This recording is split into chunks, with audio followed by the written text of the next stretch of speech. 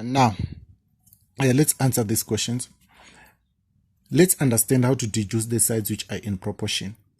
As I said, before you deduce the sides which are in proportion, first thing, your triangles must be proved to be similar. So now, can we say this triangle ABC is similar to triangle DEF? Yes.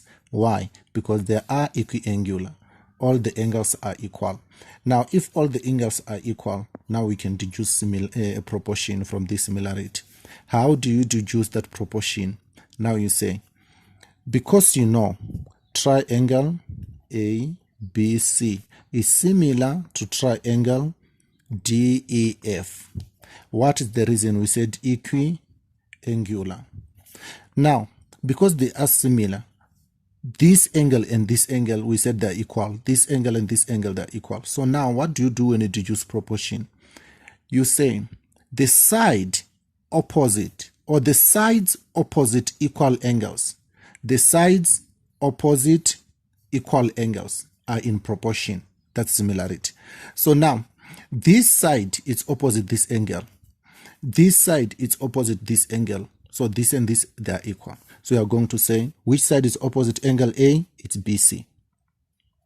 All over. But angle A is equal to angle D. So which side is opposite angle D? It's EF, which is equal to, we go to another angle. Angle B and angle E. Which side is opposite angle B? It's AC. All over. Angle B, we said it's equal to angle E. So which side is opposite angle E? It's DF.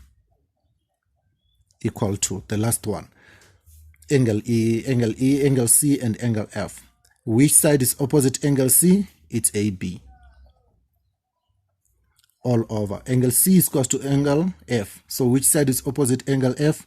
It's DE. So now we have deduced our proportion. So when we go to this question, we have to prove this. But before we prove